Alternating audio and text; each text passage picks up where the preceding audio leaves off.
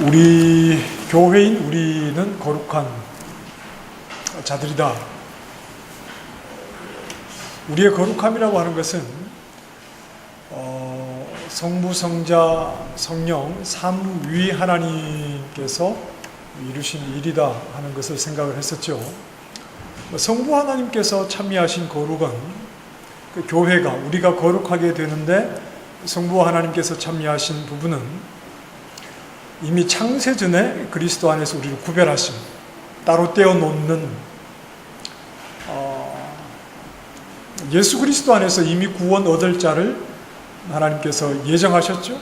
그래서 구원 얻을 자와 구원 얻지 못할 자를 하나님께서 따로 구별해 놓으셨는데, 그렇게 성부 하나님의 우리를 거룩하게 하시는 일에 성부 하나님의 역사가 있었고, 그리고 이제 성자 예수 그리스도께서 이루신 그 대속 사역, 그리고 우리가 거룩하게 된 것은 예수 그리스도에게 연합됨으로 우리가 거룩하게 되었다.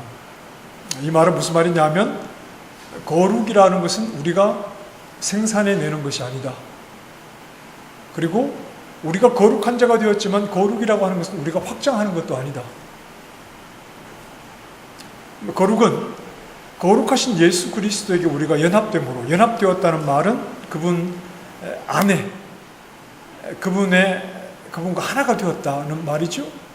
그래서 예수 그리스도께서 우리의 모든 죄를 짊어지시고 그분의 의로움과 거룩함을 우리에게 주심으로 우리는 그분으로부터 모든 것을 얻기 때문에 우리는 거룩을 생산하지도 않고 거룩을 확대하지도 않습니다.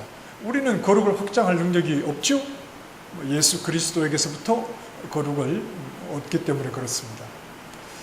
자, 그리고 성령 하나님은 우리의 거룩에 어떻게 참여하시느냐 하면, 예수 그리스도께서 이루신 그 모든 일을 우리에게 적용하시는 일이 성령이시죠. 우리는 첫 아담에 속한 자들이었고, 첫 아담으로부터 허물과 죄, 사망을 물려받은 자들이었으나 우리를 마지막 아담이신 예수 그리스도에게로 연합되게 하시는 역할을 성령이 하신다. 그래서 예수님에 대한 성경을 아무리 많이 공부를 하고 그리고 예수님에 대해서 아무리 많이 배워도 성령 밖에서 배우는 공부는 하나의 지식일 뿐이겠죠? 하나의 지식일 뿐이지, 성령 안에서 접목되지 않는, 예수 그리스도가 연합되지 않는 지식은 생명력이 없죠.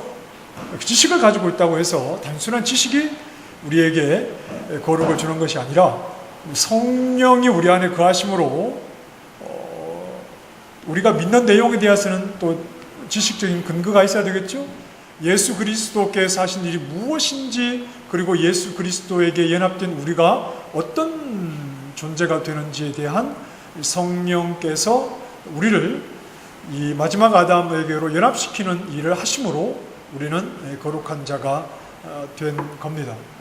그러니 교회 성도인 오늘 우리가 거룩한 자가 되었다라고 할 때, 이 거룩은 삼위 하나님께서 이미 계획하시고 또 그 뜻대로 이루신 일들을 우리에게 적용하심으로 우리가 거룩함을 얻게 된 것이지, 우리가 거룩을 만들어내거나 우리가 거룩을 확대하거나 그런 문제가 아니다 하는 것을 우리가 좀 알아야 되겠죠. 우리가 거룩하게 살아간다 이렇게 말할 때, 거룩하게 산다는 말은 상당히 도덕적인 의미입니다. 그렇죠?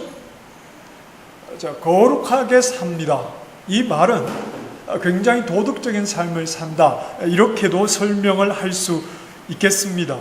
왜냐하면 도덕적인 삶이 거룩한 삶처럼 여겨지기 때문이죠. 예를 들어서 남의 물건을 훔치지 않습니다. 이건 거룩한 삶의 부분입니까? 아닙니까? 그렇죠? 거룩한 삶을 사는 사람이 남의 물건을 훔치나요? 남의 물건을 훔치지 않죠. 이게 거룩의 한 모습이겠죠, 당연히. 부적절한 육체의 관계, 즉 성경이 그렇게 많이 말씀하는 이 음행을 저지르지 않는 것, 성경이 말씀하는 내용이죠. 거룩한 삶에 대해서 술에 취하거나 허랑방탕한 삶을 살지 않는 것, 그리고 남을 시기하거나 다른 사람과 다투지 않는 것, 이게 다 거룩한 성도의 모습이라고 성경이 우리에게 제시하는 기준들입니다.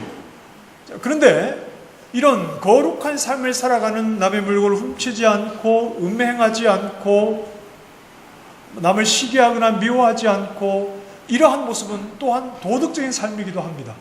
그렇죠? 예수님을 알지 못하는 사람이 남의 물건을 훔치지 않고 음행도 하지 않고 남을 미워하지도 않고 굉장히 도덕적으로 깨끗하게 살아가는 모습이겠죠. 자, 우리가 거룩한 사람이 되어서 거룩한 삶을 산다는 것은 굉장히 도덕적인 삶과 유사해 보이죠. 유사해 보입니다. 그러나 거룩은 도덕이 아니죠. 거룩한 삶은 도덕적으로 굉장히 유사해 보이긴 하지만 거룩의 끝이 도덕적인 완성입니까? 아닙니다. 더 거룩하게 사는 사람이 도덕적으로 더 완벽한 삶을 사는 것이냐? 겉으로는 그렇게 보일 수 있는데 그렇지 않다는 것이죠. 거룩은 목표를 가집니다. 우리가 거룩한 삶을 산다고 할 때 그 거룩한 삶에는 목표가 있다는 것이죠. 거룩한 삶의 목표가 뭐냐? 거룩한 삶의 절정이 뭐냐? 그건 바로 예수 그리스도의 형상, 하나님의 형상을 드러내는 것이죠. 하나님의 형상으로 오신 분이 누구시죠? 예수 그리스도시죠. 몸을 입으신 예수 그리스도가 하나님이 어떤 분이신가 하는 것을 우리에게 보여주셨죠. 그리고 우리는 예수 그리스도에게 연합된 자들이죠. 그러므로 거룩한 자가 되었죠. 그럼 우리가 거룩한 자가 되어서 살아가는 삶이 거룩한 삶인데, 그 거룩한 삶이라는 게 굉장히 도덕적인 모습으로 드러나지만, 그러나 도덕적 완성이 거룩의 목표가 아니다. 거룩한 삶의 목표는, 저를 보셔야지요.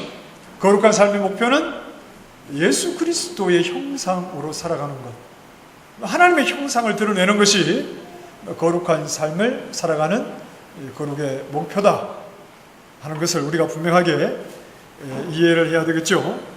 자, 그렇다면 그리스도의 형상으로 살아가는 거룩이 어느 정도까지 나타나야 할까?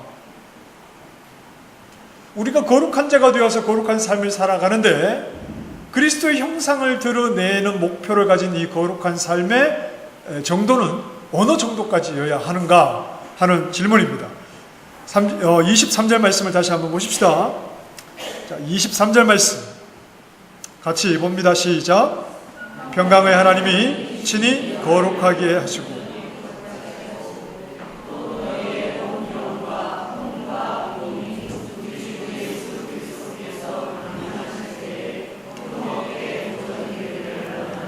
네, 이 말씀에 보면 친히 너희를 어떻게 거룩하게 하신다고요? 온전히 거룩하게 하시고 또 너희의 온 영과 혼과 몸이 흠없게 보존되게 하신다.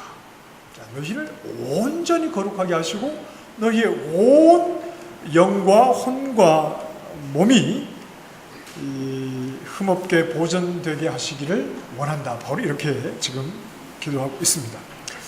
자, 너희의 온 영과 혼과 몸이 거룩함을 담고 그리스도의 날까지 그대로 좀 보존되기를 원하는 거죠.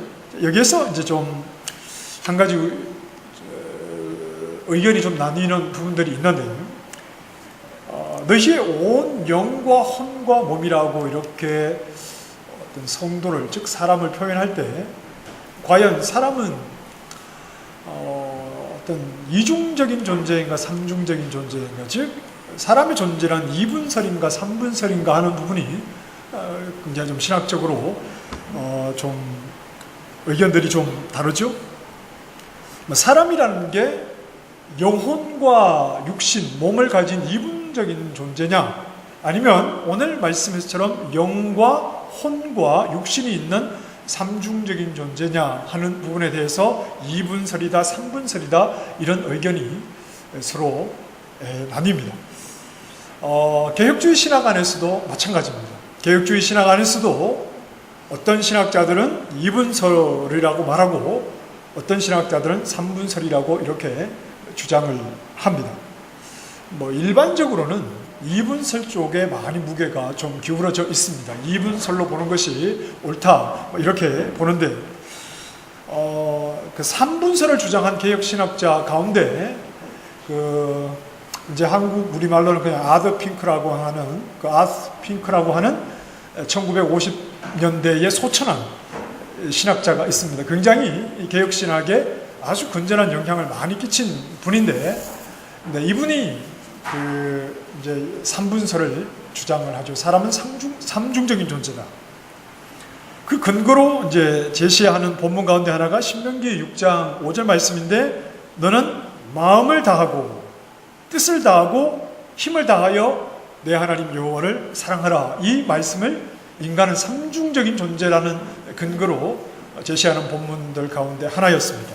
마음을 다하다고 할 때 이 마음은 영에 속한 것이고, 뜻을 다한다는 것은 이 의지 아닙니까? 의지나 욕구 이런 것들은 혼에 속한 부분이고, 그리고 힘을 다한다고 할 때 이 힘은 육체의 힘을 뜻하는 것이다. 그분은 이제 이렇게 이해를 했습니다. 그리고 오늘 말씀에도 영과 혼과 몸이라는 표현을 하고 있어서 사람은 삼중적인 존재다 이렇게 주장을 하는 거죠.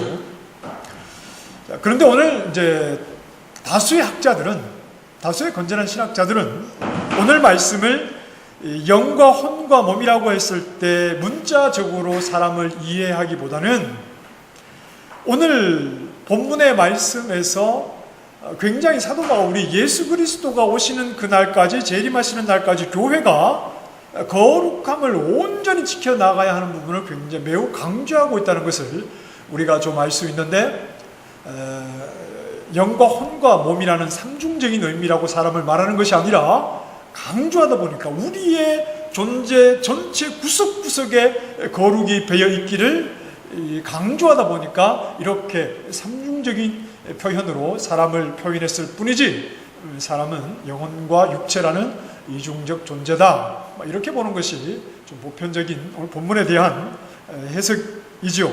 그렇게 보지 않는 분들도 또 적지 않습니다만, 자, 오늘 이 본문의 말씀과 좀 비슷한 말씀을 한번 보실까요? 앞장으로 넘기시면 데살로니가전서 3장으로 한번 가보십시다. 3장 13절 말씀.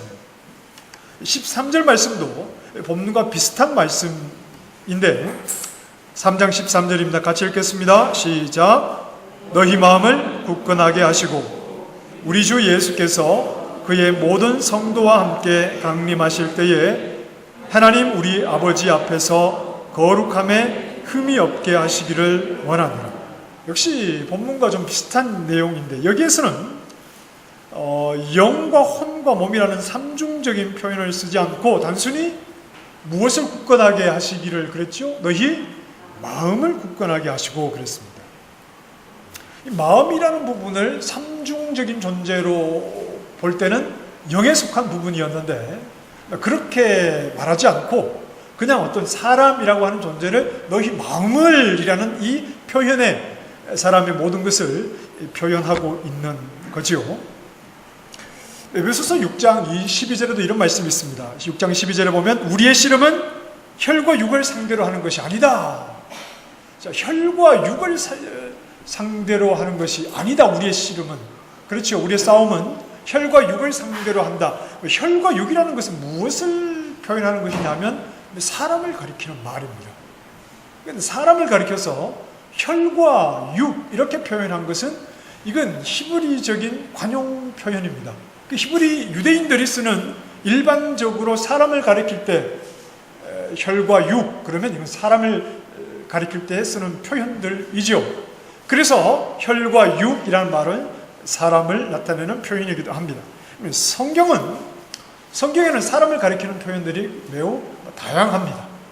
이렇게도 저렇게도 또 의미와 상황에 따라서 다양하게 표현을 하기도 하는데 오늘 본문에서 영과 혼과 몸이라고 표현했다고 해서 인간은 삼분설, 사람은 삼중적인 존재 이렇게 너무 좀 단정 짓기보다는 대부분의 신학자들이 동의하는 것처럼 영혼과 육체로 이중적인 존재로 인간은 구성되어 있지만, 그러나 모든 성도의 모든 영역에서 하나님의 거룩하심을 가진 자로 살아가야 하는 것을 강조할 때 이렇게 표현을 했다고 오늘 본문을 이해하셔도 전혀 문제가 없겠습니다. 예수 그리스도께서 강림하시는 날, 재림하시는 날은 그리스도께서 심판주로 오시는 날이죠.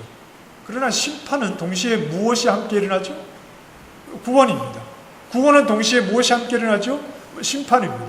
그래서 저리로서 하나님 보좌 우편 거기로부터 산자와 죽은 자를 심판하러 오신다고 할 때, 예수 그리스도께서 오시는 날은 심판의 날인데, 하나님의 구원과 심판의 날까지 이미 삼위 하나님의 일하심으로 인하여서 거룩하게 된 하나님의 백성, 교회, 성도는 그때까지 하나님께서 우리를 거룩하게 하신 그 거룩을 온전히 지켜나가기를 바라는 사도 바울의 그런 소망이 본문 속에 담겨 있는 것이죠. 그러나 지난주도 말씀드렸던 것처럼 바울이 부탁을 해서 하나님께서 들어주시는 그런 차원이 아니라 이미 우리를 거룩하게 하신 것은 하나님께서 하신 일이요, 또 하나님께서 그렇게 이루기를 원하시는 부분이기 때문에 바울이 기도하는 것이죠. 그래서 기도에는 기도하는 사람은 하나님의 뜻을 알고 하나님의 뜻이 이루어지기를 바라는 그 순종의 마음을 가진 자가 기도한다고 했죠. 욕심이 많은 자가 기도하는 것이 아니라고 그랬습니다. 그냥 이것저것 하고 싶은 게 많은 것이 기도가 아니라 하나님의 뜻이 무엇인지를 알고 그 뜻이 이루어지기를 소원하며 그렇게 순종하기를 원하는 자가 하나님의 뜻 안에서 기도하기를 멈추지 않는다, 그렇게 말씀을 드렸습니다. 자, 24절 말씀, 다시 본문으로 오셔서 24절 말씀에 보면 너희를 부르시는 이는 미쁘시니 그가 또한 이루시리라 그랬죠. 하나님께서 신실하신 그 미쁘신 하나님께서 그분이 뜻하신 일을 반드시 이루신다 하는 거죠. 빌립보서 1장 6절에도 너희 안에 착한 일을 시작하신 이가 그리스도 예수의 날까지 이루실 줄을 우리는 확신하노라. 하나님이 시작하신 그 일, 삼위 하나님께서 참여하셔서 이루신 우리를 거룩하게 하신 일, 그 일은 바로 하나님께서 반드시 우리 예수 그리스도께서 다시 오시는 심판의 날에 반드시 이루어내셔서 우리를 구원받게 하신다 하는 말씀입니다. 자, 그런데 다시 본문의 말씀을 보면 한 가지 생각해야 될 부분은 평강의 하나님이 친히 너희를 온전히 거룩하게 하시고 그랬습니다. 자, 온전히 거룩하게 하시고, 여러분 저를 한번 보실까요? 여러분 거룩하시죠? 네, 우리는 아멘을 삼키시는 분들이라. 자, 다시 한번. 자, 이 신앙의 고백이니까 당당하게 하셔야 되겠죠. 네, 이제 아멘 하시려고 그러죠. 자, 여러분, 우리는 거룩합니다. 그렇죠? 네, 거룩합니다. 그런데 여러분은 온전히 거룩하신가요? 네, 그러면 막 사람들이 손가락질 할 것 같죠. 여러분 온전히 거룩하십니까? 자, 그러면 여러분, 자, 온전히 나는 거룩하긴 한데 온전히 거룩한가에 대해서는 약간 좀 대답하기가 조금 부족하죠. 오늘 아침도 또 소리 한번 지르셨잖아요. 교회 오시기 전에. 그러니까 나는 온전히 거룩한가? 이런 생각을 하실 수 있습니다. 자, 그렇다면 여러분 제가 질문 하나 드리죠. 거룩과 온전히 거룩의 차이는 뭡니까?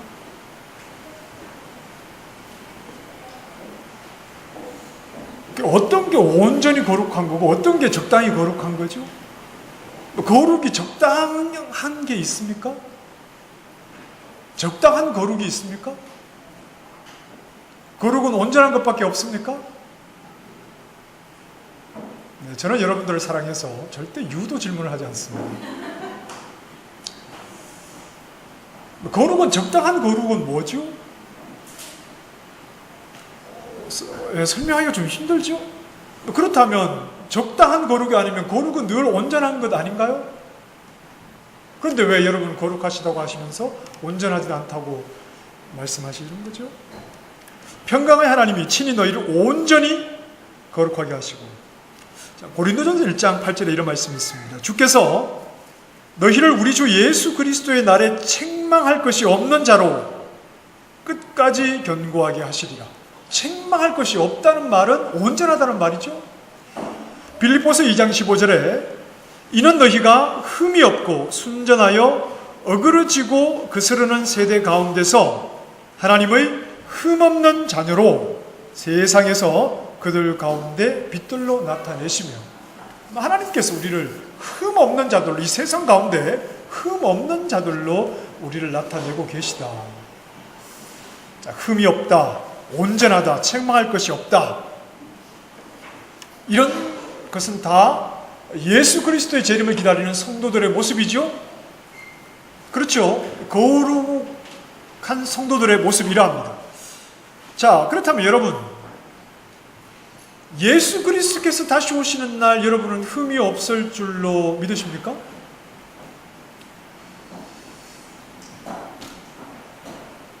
예수 그리스도께서 다시 오시는 그 심판날, 자, 여러분, 흠이 있으면 구원을 얻습니까? 얻지 못합니까? 구원을 못 얻습니다. 다시 질문을 드리죠.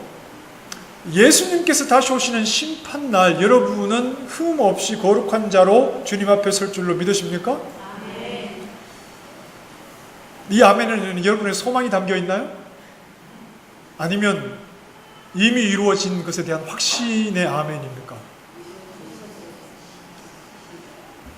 나는 지금 온전히 거룩하지 못한데 예수 그리스도께서 다시 오시는 그 때가 되면 나는 온전히 거룩해질 것이다. 이 거룩의 문제를 시간으로 이해하시면 좀 곤란하죠. 예수님의 재림은 교회 시대에는 언제든지 일어날 수 있다고 그랬습니다. 교회 시대의 예수님의 재림은 언제 오셔도 전혀 이상한 문제가 아니죠. 자, 그렇다면 여러분, 오늘 나는 온전히 거룩하지 못하다고 여러분이 생각을 하시는데 예수님이 오늘 밤에 오실 수 있는 것 아닙니까? 그러면 반나절 만에 여러분이 온전히 거룩해지시나요? 지난 30년 동안도 여러분이 만족하지 못하신데, 자, 그럼 우리는 어떻게 되는 것이죠?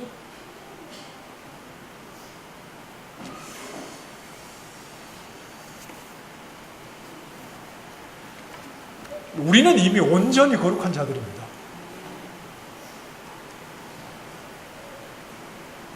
우리는 이미 하나님 앞에 흠이 없는 자들입니다.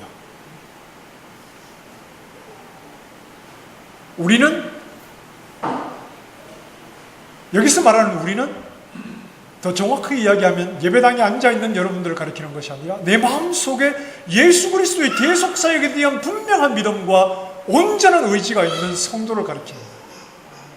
이런 성도는 이미 흠이 없는 자지요. 이미 온전히 거룩한 자입니다. 거룩은 보완하는 게 아니라고 그랬습니다. 내가 더 확장해가는 것이 아니라고 그랬습니다. 거룩은 흠없는 거룩함이 우리에게 주어졌을 뿐이죠. 예수 그리스도로부터 얻은 이 거룩함이 예수님에게서 미완성 거룩을 받았습니까, 우리가? 아니잖아요. 어중간한 거룩은 없습니다. 예수 그리스도의 십자가 대속 사역으로 인하여서 내가 구원 얻은 하나님의 백성이 되었다는 분명한 믿음의 고백을 하는 성도는 이미 온전히 거룩한 자들이죠. 우리의 거룩은 우리의 행위가 완성하고 보장하지는 않습니다.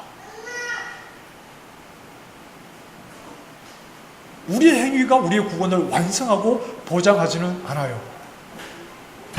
이것을 좀 신학적인 용어를 빌려서 조금 어렵게 표현하자면, 우리가 온전하다고 할 때 이 온전하는 것은 행위 언약의 의미가 아니라 새 언약, 즉 은혜 언약의 의미로 온전하다고 말하는 것입니다. 자, 여러분 성경을 한번 보십시다. 누가복음 1장으로 한번 가보실까요?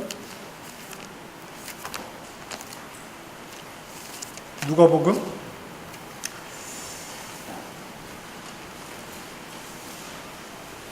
누가복음 1장 6절 말씀입니다. 여기에는 누가 나오냐 하면 세례 요한의 부모인 사가랴와 엘리사벳이 나오죠. 그 사람들에 대한 말입니다. 1장 6절 시작. 이 두 사람이 하나님 앞에 의인이니 주의 모든 계명과 규례대로. 자, 세례 요한의 아버지가 되는 사가랴와 엘리사벳, 부모인 사가랴와 엘리사벳을 가리켜서 놀라운 표현을 하죠. 의인이라고 표현을 했고, 그리고 또 뭐라고 했습니까? 주의 모든 계명과 규례대로 흠이 없이 행하느라. 자, 의인이고 흠이 없습니다. 자, 그렇다면 사가랴와 엘리바스는 절대 죄를 짓지 않는 사람이겠죠. 그렇겠죠? 의인이지 않습니까? 흠이 없지 않습니까? 그러면 절대 죄를 짓지 않는 사람이겠죠, 이 두 사람은? 그런데 20절의 말씀을 한번 읽어보실까요? 20절, 이제 세례 요한이 태어날 것에 대해서 주의 사자가 말하죠. 시작. 보라, 이 일이 되는 날까지 내가 말 못하는 자가 되어 능히 말을 못하리니 이는 네가 내 말을 믿지 아니함이거니와 내가 이러면 내 말이 이루어지. 자, 우리가 던질 수 있는 의문이 뭡니까? 사가랴와 엘리사벳은 의인입니다. 절대 흠이 없는 사람인데 어떻게 주의 사자가 하는 말을 믿지를 못하죠? 무슨 말이든지 다 믿었어야죠. 근데 주의 사자가 하는 말을 믿지 못하는 연약함을 가지고 있죠. 흠이 없다는 표현이 죄를 짓지 않는다는 말이 아닙니다. 여러분 거룩하십니까? 아, 예, 적당히는 거룩한 것 같은데. 온전히 거룩하십니까? 아, 아니, 나는 죄를 짓는데. 그런 차원으로 이 거룩의 문제를 받아들일 것이 아니라 행위 언약의 문제로 내 율법 앞에서 내 행위에 따라서 내 운명이 결정되는 그런 자리에 우리가 있는 것이 아니라 우리는 이미 복음 안에 있지요. 복음에는 하나님의 공의가 충족되었다고 그랬죠. 그래서 죄인을 향해서 하나님의 공의가 더 이상 심판하지 않고 그 죄의 책임을 묻지 않는다는 겁니다. 왜 그렇죠? 이미 예수 그리스도 안에서 그 죄인을 향한 공의가 충족되었기 때문에 그렇죠. 복음 안에 있는 우리가 온전하다라고 말할 때 이 온전함은 죄를 짓지 않는다는 그런 의미의 온전함이 아니라 예수 그리스도 복음만을 전적으로 의지하고 그것만을 나의 유일한 구원의 방법으로 고백한다는 의미입니다. 그것을 가리켜서 복음 안에서, 이 은혜 언약 안에서 온전하다 이렇게 표현하는 겁니다. 자, 여러분, 우리가 얼마 전에도 말씀 나누지 않았습니까? 우리는 절대 짓지 못하는 죄가 있다고 그랬어요. 여러분, 뭡니까? 도둑질입니까? 아니요. 우리는 도둑질할 가능성이 우리는 있어요. 우리는 여러 가지 죄를 지을 수 있는 가능성이 있는데 절대 우리는 짓지 못하는 죄가 하나 있습니다. 그게 뭐죠? 예수 그리스도를 통해서 우리가 구원 얻게 된다는 이 사실. 천하 만민 가운데 구원 얻을 만한 이름은 유일하게 예수 그리스도 뿐이라는 사실. 예수님이 십자가에서 우리 대신 죄값을 지불하심으로 우리가 값없이 의로움을 얻었다는 이 유일한 구원의 길을 부인하는 죄를 여러분 지을 수 있습니까? 못 짓습니다. 우리는 절대 이 죄를 못 짓습니다. 전적으로 의지하죠. 그리고 그 복음만을 우리의 유일한 소망으로 삼고 그것만을 우리가 따라갑니다. 이러한 마음의 중심과 진실함과 하나님이 이루신 일을 의지함과 그것만의 절대적인 가치를 두고 하나님을 의지하는 자를 가리켜 성경은 온전하다 이렇게 표현하는 것입니다. 그런데 여러분, 우리는 죄를 짓습니까? 짓지 못합니까? 짓지요. 죄 짓는 것이 즐거워서 짓습니까? 막 죄를 막 짓고 싶은 분은 이 가운데 아무도 없습니다. 그렇죠?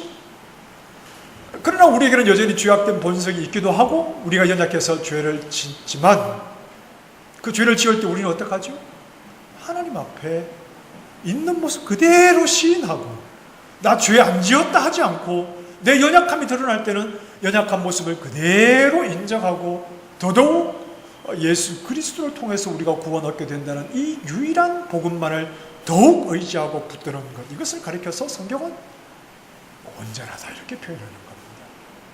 우리가 거룩한 자가 되었는데 온전히 거룩하다는 말은 내가 죄를 짓느냐 짓지 않느냐의 문제가 아니라 내가 온전히 예수 그리스도 십자가 복음만을 의지하고 있느냐, 그것만을 나의 유일한 구원의 길로 고백하고 있느냐, 그리고 예수 그리스도 안에서 구원 얻은 하나님의 백성이 되어서 그렇게 하나님 백성답게 살고자 하는 일에 하나님 말씀에 순종하며 그렇게 의지하고자 하는 일을 정말 마음에 진실하게 그렇게 고백하며 살아가고 있는가? 그것을 가리켜서 온전히 거룩하다 이렇게 표현하는 것이죠. 이렇게 말할 수 있겠죠? 우리가 온전히 거룩한 것은 우리의 행위의 문제라기보다는 우리의 소원입니다. 우리의 소망이지요. 우리의 모든 소망을 예수 그리스도에게 하나님이 내신 유일한 구원의 방법에 두고 살아가는 그러한 삶을 가리켜 온전하다, 온전한 하나님의 백성, 온전히 거룩한 자들, 흠없이 거룩한 자들 이렇게 표현하는 것이지, 우리의 행위가 거룩을 완성합니까? 아닙니다. 우리의 행위가 거룩을 더 돋보이게 합니까? 우리가 하는 것 아닙니다.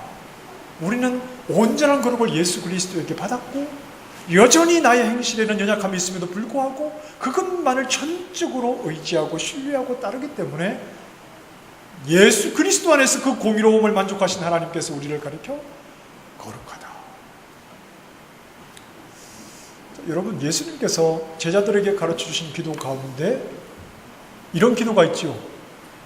오늘날 우리가 우리에게 죄 지은 자를 사하여 준 것 같이 우리 죄를 사하여 주옵시고. 자, 예수님께서 이 기도를 가르쳐 주셨는데 이 기도는 사실은 매일 해야 되는 기도죠. 매일 해야 되는 기도인데 매일 해야 하는 기도 가운데 뭐가 있습니까? 하나님께서 내 죄를 사해 주셨으니 나도 저 사람의 죄를 사해 주기를 원합니다. 불신자들입니까? 그 사람들은? 아닙니다. 성도들입니다. 끊임없이 구원 얻은 하나님의 백성이 기도해야 되는 기도의 내용 가운데는 내 옆에 있는 성도가 나에게 잘못을 할 때 그를 사해 주기 원합니다. 이게 무슨 말입니까? 그럼 그 사람은 구원 얻지 못한 사람입니까? 그 말이 아니라 구원 얻은 하나님의 백성이지만 예수 그리스도의 십자가의 대속의 은혜만을 온전히 바라보지만 그에게는 연약함이 있어서 나에게 실수를 할 수 있다는 말입니다. 그렇지만 그를 또 용서해 주고자 하는 마음이 우리 모두에게 있어야 하는 것이죠. 이게 성도의 현실이죠. 행위가 완벽하고 죄를 짓지 않는다는 것을 말하는 것이 아니죠. 사도 바울이 보내는 여러 교회들 편지 내용에 보면 고린도 전후서의 내용도 그렇고 갈라디아서의 내용도 그렇고 성경들을 보면 과연 이 편지를 받는 게 교회인가 죄수 집단인가 할 정도로 교회 안에 죄가 있지요. 그러나 단호하게 그들은 성도 아니다 이렇게 말합니까? 아니죠. 그들을 권면하고 그들을 사랑 안에 세워가기를. 우리의 온전한 거룩함은 우리의 행위로 완성하는 것이 아니라 비록 우리가 연약함을 가지고 있지만 오직 예수 그리스도께서 이루신 그 대속 사역만을 전적으로 의지하며 당연히 그 은혜를 입은 자는 예전 그대로 죄악된 행실을 가지고 살아가지는 않겠죠. 당연히. 그러나 그것이 행위의 온전함을 말하는 것, 죄 짓지 않는 것을 말하는 것이 아니다. 그래서 율법적으로 흠이 없다는 말과 복음 안에서 흠이 없다는 말은 그 의미가 다르다고 그랬습니다. 율법에서 흠이 없다는 것을 말하는 것과 복음 안에서 흠이 없다는 말은 그 의미가 다르다고 그랬어요. 율법에서 흠이 있으면 하나님의 진노지만 복음 안에는 흠이 있음에도 예수 그리스도의 대속 은혜로 인하여서 구원함을 얻게 되는 것이지요. 이런 말씀들이 우리를 죄 짓게 하는, 죄 짓는데 어떤 자신감을 주는 말씀으로 제가 드리는 게 아닙니다. 조금의 흠이라도 있는 사람을 하나님이 정죄하신다면 우리 가운데 누가 하나님 앞에 서죠?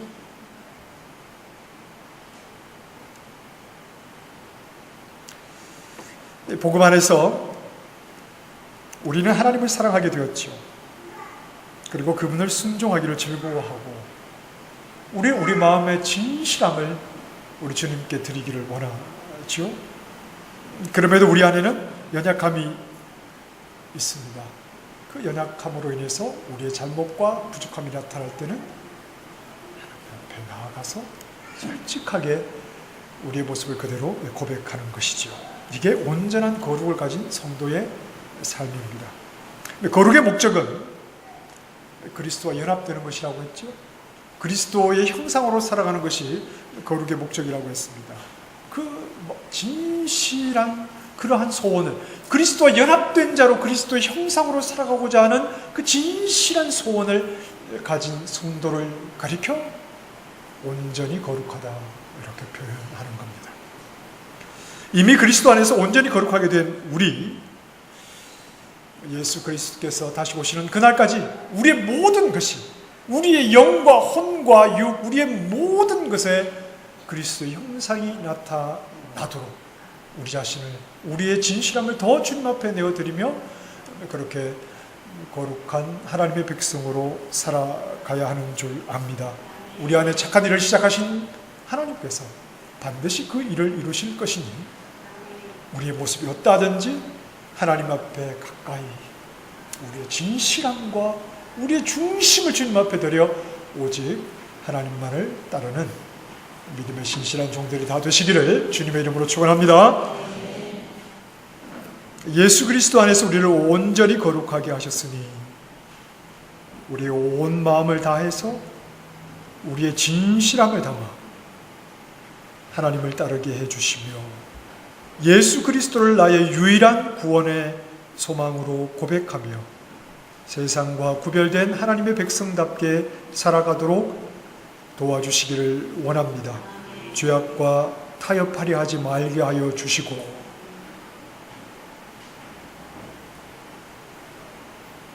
하나님의 공의로우심을 만족시키신 예수 그리스도의 대속 사역, 그 대속 은혜를 감사히 여기며 나의 작은 부분 하나까지도 하나님 앞에 드리리라.